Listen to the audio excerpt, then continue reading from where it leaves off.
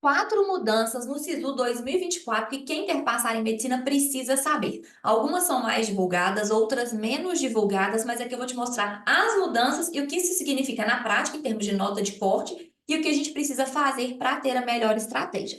Então, a primeira mudança, que já foi muito falada, é que neste ano teremos apenas uma edição do SISU. O que que isso significa? Nos anos anteriores, por exemplo, 2023, aqui a gente tem as 88 universidades que abriram vagas no SISU do primeiro semestre de 2023. E aí, destas universidades, várias também abrem para o segundo semestre. Ou seja, no SISU 2021, elas selecionam os alunos do primeiro semestre e no SISU do segundo semestre, elas selecionam os alunos para o segundo semestre. Então, várias universidades fazem isso. Por exemplo, a UFRJ, a UFVJM, a UFJF. Então, isso é uma prática comum. Um ponto importante: tem gente achando que algumas universidades abriam para o primeiro semestre e algumas abriam para o segundo semestre. Não é assim. Geralmente a regra é: abre para o primeiro semestre, praticamente todas, e aí algumas universidades já abriam no primeiro semestre para o primeiro e para o segundo, como a UFMG, como a UFC, que elas não estão aqui, inclusive, e outras universidades abriam no primeiro e no segundo, salvo raras exceções. Então, a UFAM teve um ano, por exemplo, acho que 2 anos, que ela abriu só no segundo semestre, mas é um ponto muito específico.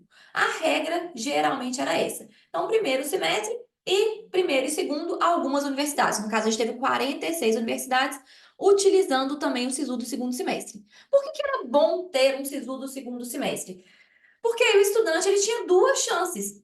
Então, no SISU do primeiro semestre, às vezes ele podia arriscar um pouco mais uma lista de espera, porque ele sabia que no SISU do segundo semestre ele poderia ter uma chance maior. E aí ele tinha duas oportunidades, e ele tinha inclusive quatro opções. Duas no primeiro SISU e duas no segundo SISU. Então, isso dificultou a vida do estudante. Porém, tem um ponto muito importante. A gente não espera redução do número de vagas por causa disso. Então, o que a gente tem visto? A UFRJ, que em 2023 teve 100 vagas para o primeiro semestre e 100 vagas para o segundo, agora ela abriu no termo de adesão de 2024 200 vagas, mesmo número de vagas anual. A UFES, a mesma coisa. Foram 40 vagas em 2023.1, 40 em 2023.2 e 80 em 2024. Então, pelo menos isso aí a gente está esperando. E aí, o que isso significa no final das contas? Isso significa que por esse motivo, a gente não vai ter redução do número de vagas, a gente vai ter por outros motivos. A gente espera um número menor de pessoas chamadas na lista de espera, principalmente quando a gente considera as listas de espera de quem abria no SISU 2, e eu vou te mostrar. E a gente espera ainda uma menor nota de corte na chamada regular. Quando eu falo menor nota de corte, eu não estou comparando 2024 com 2023. Eu estou comparando assim, 2024 com um único SISU e com dois SISUs. O que acontece quando a gente tem dois SISUs? Muitas pessoas aprovadas no primeiro SISU também são aprovadas no segundo SISU. E aí isso faz com que a lista rode muito e com que a gente tenha uma diferença muito grande entre a nota de corte da chamada regular e a nota de corte final lá da lista de espera. Deixa eu te dar um exemplo, porque aqui eu gosto bem de exemplos e de dados, para você ver. Aqui é a UFRJ. E aí o que a gente tem? O UFRJ sempre, né, teve aí dois SISUs. Olha só, SISU 2019.1, 21 pessoas chamadas na lista de espera. Do segundo semestre, 62. E a gente vai repetindo esse padrão. Olha só, 2023, 17,63. Por que chamou tantas pessoas no segundo semestre? Por que é tão maior esse número? Porque quando a gente olha os dados, muitas dessas pessoas já tinham passado em outra universidade e acabaram não indo. Então, isso faz com que a lista rode mais.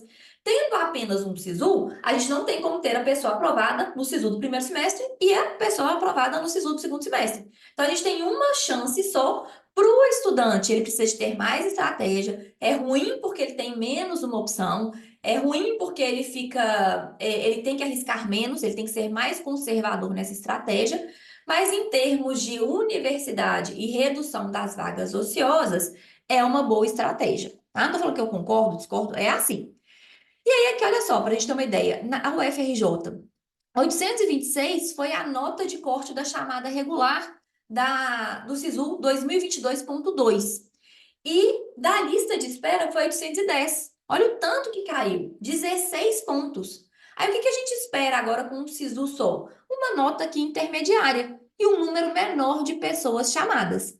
E aí você deve estar pensando, meu Deus, 810 é o UFRJ, ninguém passa assim. Aí calma, porque na verdade essas pessoas que fizeram 810, 811, muitas dessas pessoas tinham uma média simples de 780, 773. Por quê? A UFRJ tem pesos. Então não esqueça disso, tá? Olha só. Aqui a gente tem uma universidade que tem peso 5 para redação, peso 4 para redação, peso 3 para naturezas, peso 4 para naturezas. Então, não compare uma nota com peso com uma nota de média simples. Tem gente que olha lá para os 826 da UFRJ e fala assim, nossa, é muito mais difícil passar na UFRJ do que na UFMG, que teve nota de corte 805. E, na verdade, muitas das pessoas que passaram na UFRJ tinham médias simples bem mais baixas, 773, 780, 781, que não teriam chance no caso na UFMG. E aí, inclusive, eu vou te dar um presente, mas fica até o final que tem um outro presente ainda, hein? Provavelmente você quer saber sobre esse arquivo aqui de todos os pesos. E aí você pode ir lá no meu direct, no @SabrinaOliveiraBH, que eu cadastrei uma automação. Se você digitar lá manual, você recebe esse arquivo aqui com todos os pesos para te ajudar na sua estratégia para aprovação. Mas calma aí que tem mais um presente para você no final. Então, beleza. Então, entendemos isso aqui. A gente sabe que não vai reduzir o número de vagas, porém, agora você tem uma chance só. A gente precisa ter uma melhor estratégia e a gente tem que considerar essa questão do peso e também saber que a lista de espera vai ser mais conservadora. Segunda mudança, redução do número de vagas. Ué, Sassá, mas você não falou que não ia reduzir o número de vagas? Não, não vai reduzir por causa dessa questão de ter apenas uma edição do SISU. É isso que a gente vê quando a gente olha as universidades que participavam do SISU 1 e do SISU 2, elas mantiveram o número de vagas e a diferença ela está por outros motivos. Então, o que a gente tem tido? A gente tem tido uma valorização regional. Então, a Unifap, ela saiu do SISU. No ano anterior, né, 2023, a USP saiu do SISU. A Univasf, ela cancelou o período e não vai ofertar vagas para medicina. Isso aqui foi bem absurdo, mas enfim. A Unimontes divulgou em setembro um vestibular para dezembro com 80% das vagas e só 20% ficaram no SISU. Ou seja, a gente espera uma redução do número de vagas para medicina, mas não por causa de ser uma edição única, por causa dos movimentos das universidades. O que isso significa? Significa que a gente tem que ter uma estratégia mais bem definida ainda quando a gente pensa em termos de SISU. Aí o que a gente vê? Uma tendência de valorização dos estudantes da região, e aí a gente tem alguns pontos aqui. Vou falar ainda sobre a nova lei de cotas. E aí, qual que é uma outra tendência que a gente tem?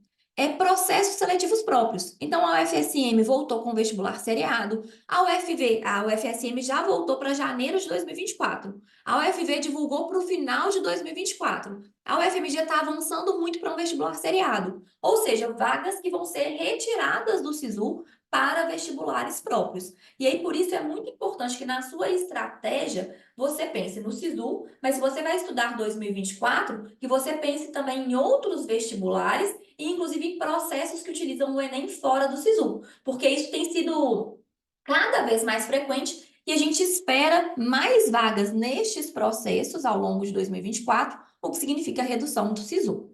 Terceiro ponto, a nova lei de cotas. E aí, essa nova lei de cotas, né, ela foi aprovada em novembro e já está valendo para esse SISU. O que isso significa na prática?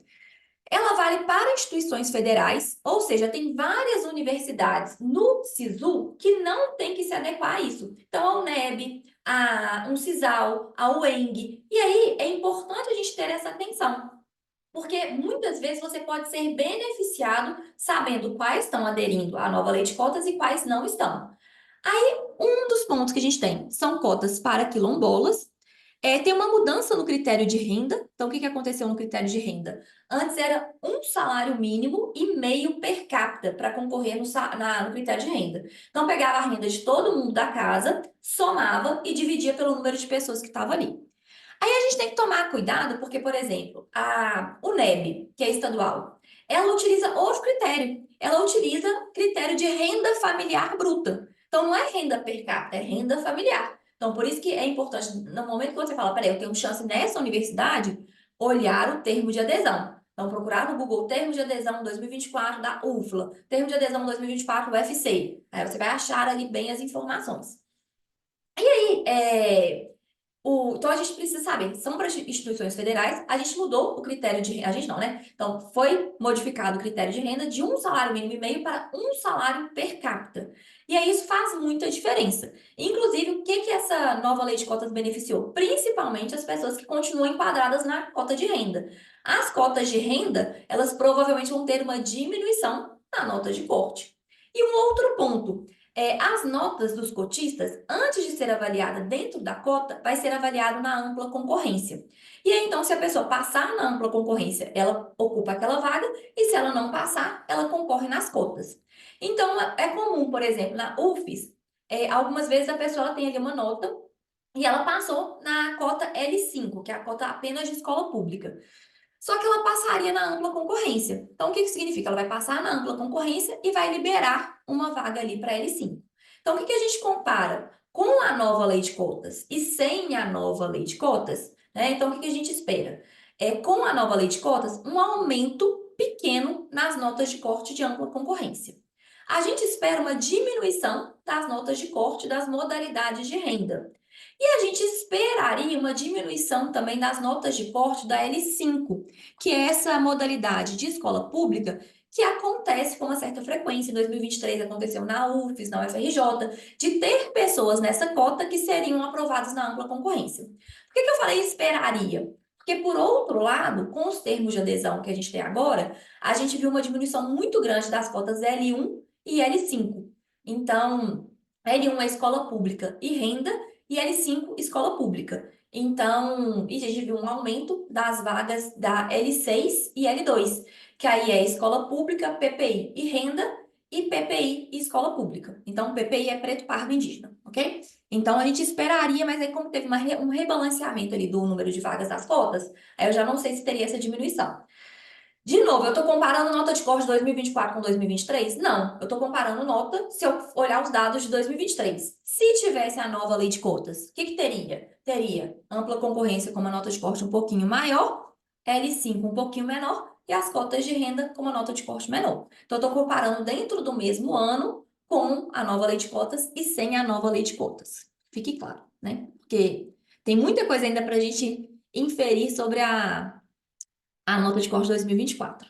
Aí, o que que eu espero de mudanças, né, nesses três pontos? E o quarto, novos bônus regionais, reforçando aquela questão da valorização regional. Então, a gente já tem várias universidades com bônus regionais, com bônus regional. Então, o que que é o bônus regional? Vamos supor aqui de 20%. Ah, se a pessoa tirou nota 700 e ela se enquadra naquele bônus, então tem regras específicas. Às vezes é ter estudado no estado, às vezes é ter feito o ensino médio no estado, às vezes é ter feito o ensino fundamental e médio no estado, algumas vezes é ter estudado até 150 quilômetros do campus daquela universidade, algumas vezes é ter estudado em alguns dos municípios. Então, aí se a pessoa tirou 700 e aí ela tem 20% de bônus regional, a nota dela vai para 840. Então, 700 mais 20%. E aí, geralmente, na prática, fica praticamente inviável que pessoas de outros estados que não têm aquele bônus regional, elas sejam aprovadas naquelas universidades. Os bônus geralmente são válidos apenas para ampla concorrência, e quando a gente olha os dados dos aprovados, praticamente 100% passaram pelos bônus nas universidades que têm bônus. E aí já foi divulgado o bônus da UFMT e da UFBA de Vitória da Conquista. Então, uma tendência, principalmente nas universidades Norte, Nordeste, Centro-Oeste, os bônus regionais. A UFAL, o bônus foi em 2023, mas também reforça essa tendência. O FMT, bônus de 15% e UFBA Conquista 20%. Então, bônus, inclusive, grandes, né? Quando a gente pensa em termos comparativos aqui com outras universidades. É comum ter recursos relacionados aos bônus, e muitas vezes durante o período do próprio SISU, mas muitas vezes eles se mantêm. E aí, o que fazer nesse momento? Primeiro ponto é se informar sobre os processos seletivos utilizando o Enem, fora do SISU, porque você já vai utilizar ali, né, no SISU, mas tem outros processos também que você pode ser beneficiado. Um outro ponto importante, avaliar a sua nota em cada um dos pesos. Me acompanha lá no Instagram, no @SabrinaOliveiraBH, porque eu libero um simulador que ele calcula automaticamente as suas notas. E aí, analisar as suas melhores opções. Como? Vendo a sua nota, a nota de corte, o peso, as chamadas da lista de espera e considerando as diferenças que a gente espera agora tendo apenas uma edição do SISU. Eu sei que você quer estes slides aqui e eu vou te dar de presente. Eu vou deixar o link aqui se você quiser baixar esses slides para você estudar melhor, para você ter esses dados e espero aí que isso contribua para você, porque eu sei que é um período muito tenso e eu estou super na torcida pela sua aprovação.